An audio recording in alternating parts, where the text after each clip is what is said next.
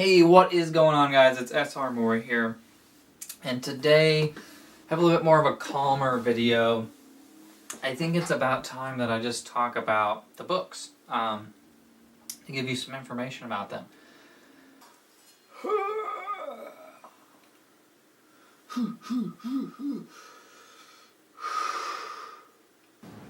Let's talk about those. The description for the first book's been out for a while, but people always ask, well, what are your books about?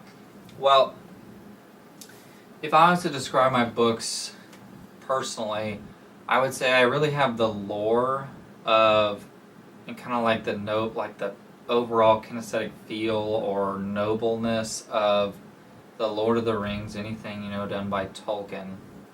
Honestly, that and Skyrim are probably my two biggest things of inspiration, to be 100% honest. So you have the lore and the elements of mythology, Norse mythology, my people, the Norwegians, like dwarves and elves and stuff. So, I'm getting a lot of things from mythology just like Tolkien did. But I've read a lot of R.A. Salvatore, and if you haven't read him, you should. He's awesome.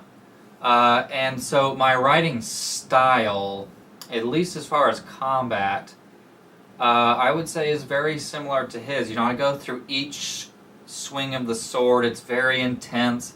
I've been told that probably my strongest, the thing I'm best at is describing scenes of nature in a very elegant way, and then battle scenes. I've been told I'm very good at keeping it intense and thrilling and epic.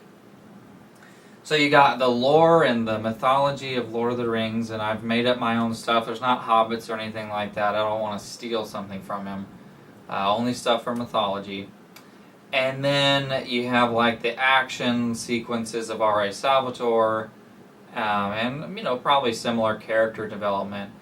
And then what kind of separates it from those two is that although I just now started reading Game of Thrones, so I don't really have a great handle on what his stuff is like, but I've heard it's quite violent. So my books do have quite a bit of violence. So if you're thinking of like having, and I know I'm just being frank with you, if you're thinking about this is going to be some big holy book where it's all about Jesus, there is Christian stuff in there, no doubt. But this is a realistic world. Characters will die, and they will die horribly. There's blood, there's gore. If somebody gets cut, they're not wearing the right amount of armor, there's going to be blood. There's violence. But if someone's wearing the proper armor, it's not going to go through like the armor's a piece of butter. Like a lot of Hollywood movies, I spend a lot of time and research making sure that it's accurate. I use real sword fighting techniques that I research from the medieval age. So you got the lore of Lord of the Rings, you got the fighting style of R.A. Salvatore and the Legend of Drizzt, Forgotten Realms, and you have the violence of Game of Thrones. Not the sexual stuff, but the violence. And so it's this very unique thing. I think, it is very unique. It's in the fantasy realm. There's elves, there's dwarves, and there's orcs, but it's unique enough. It's its own thing. I've made my own maps. You can see, I'll take this one off here, like this. If you're really good at geography, you'll notice that I took little parts of countries that already exist, and those are the countries that my heritage comes from. There's a lot of cool things that go along with this, but this is where most of the story for the Sylvan Mist is going to take place, if not all of it. And this is just one continent. I have another continent right here, which is where the second book takes place, and then I have the Evil Lands, which I'm still working on, which you won't see till the very last book. but it's very complex. There's tons of history and lore and mythology and like wars that go back thousands of years. It's very detailed. It's very complex. So if you like that stuff, if you like symbolism and you like allegory, and the whole book's not allegory, but there are allegorical elements, then you will like these books. Let me tell you, if you guys think this is a good idea, in the comments, if you might be interested in like having me do a handmade map, obviously it would be a little bit pricier because these take a long time to do. But I could actually sell these, I would redo this and you could buy it on my website. If that's something that one of you would like, again, it would be more than a $32 hoodie, but it would be done by me, by hand, and it would be the Legends of Fostra map, and you could have it for yourself. So let me know, and I would sign it if you wanted. Let me know if that's something that you guys would be interested in. It's just an idea that I had. So the Sylvan Mist itself and my book series, what's the point I'm trying to make with it? Well, the main thing is this idea. I've always had like a particular dislike for arrogance. It really, really, truly has always bothered me. And so in the Sylvan Mist, it really asks the question, why do we do things? Why do we tithe? Why do, you helped the poor, but you made sure that everybody saw you doing it too. Or, do we always do things for selfish reasons? Do we do anything for a noble reason? That's really the character, what the character Elion is wrestling with in the beginning. He's a half-elf, which in my books is kind of like, you're half human, half elf, you're kind of a disgrace. So he's kind of like hated, and not to mention that, but he's also left-handed, which back in the day, in our world, if you were a left-handed swordsman, you were considered physically and mentally handicapped. There's a cool story in the Bible about that maybe one day I'll talk about.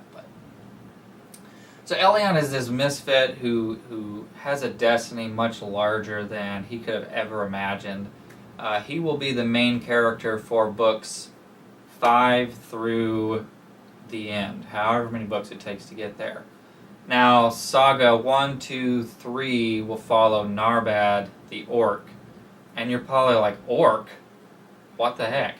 Well, in my books, orcs were made by God, Gesu, specifically to be his knights. So orcs, their sole purpose of creation is to fight evil. So they typically, they have green skin, they don't look like Lord of the Rings, they look more like Skyrim orcs. Mythological orcs, how they're supposed to look like, just kind of a bit uglier looking human with like dominant lower canines, But Narbad, you'll see him in the Sylvan Mist. He's kind of like the main character of Sagas 1, 2, and 3, and I just finished Saga 1. I wrote them in a really weird order.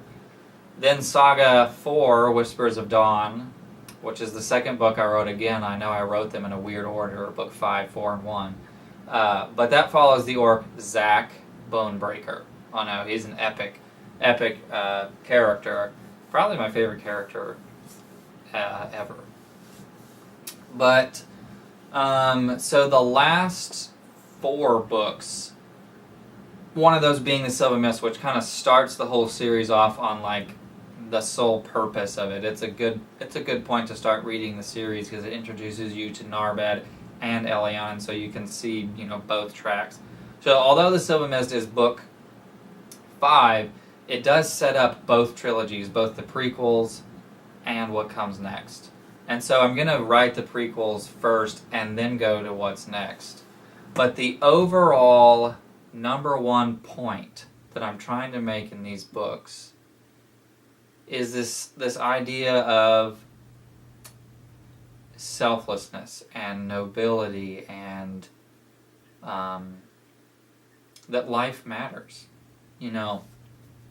I see movies like Deadpool. Well, I haven't seen it, but I've read everything that's in it, and I watch that, and I watch things like the Avengers, and they're killing people, and they're laughing about it. Or they're not maybe laughing about it, of course Deadpool is, but like, Captain America is snapping some guy's neck, and they're telling jokes. That's wrong. I mean, people are like, oh, you're being ridiculous, Shay, but I'm like, am I? Part of being a history teacher is that propaganda, media, it influences people to think certain ways.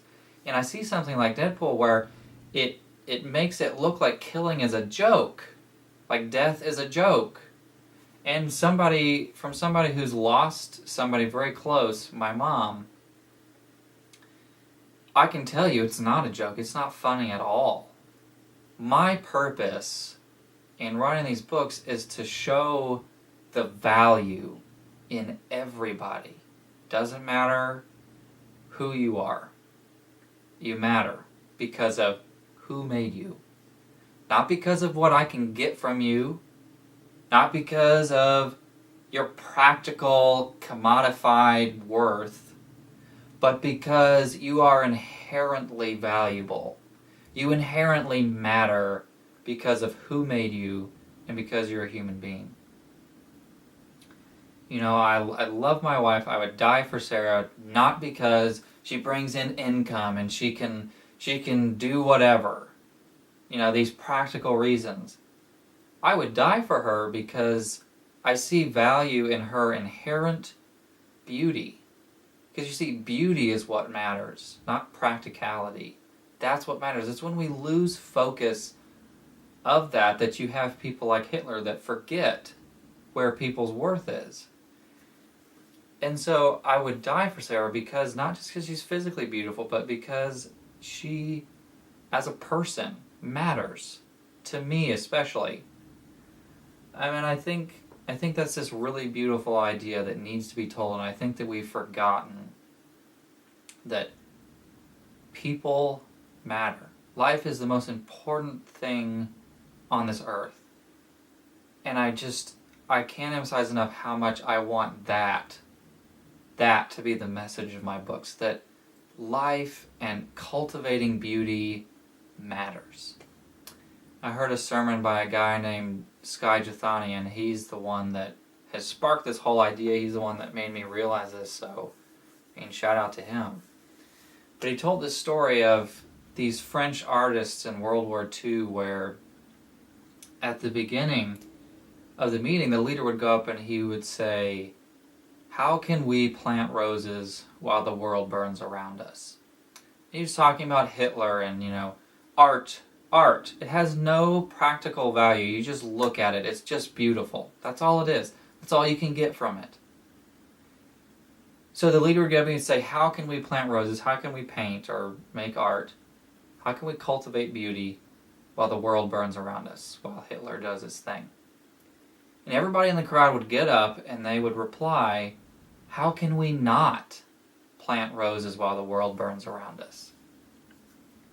And I think that's such a beautiful thing. Like, the only way to fight true evil, I mean, yeah, you need the practical, like the World War II was practical, but the only way to truly, permanently defeat evil is by cultivating beauty, by seeing people like a painting. It's not about what you can get from them. They're just beautiful, and that's where their value is found. It's just such a beautiful idea, and that is like my heart. That is what the message that I want to give to everybody. So, I know I rambled for a long time. It was a little bit more of a serious video, but I wanted to talk about what my books mean, what I'm trying to hope to accomplish. There is that Christian purpose of trying to help, people see what's important. But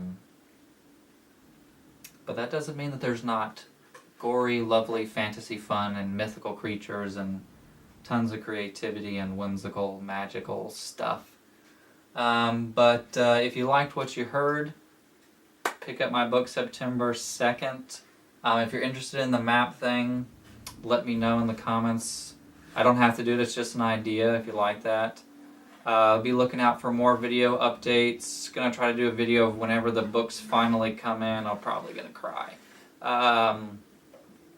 So yeah, have a good summer. Winter is coming.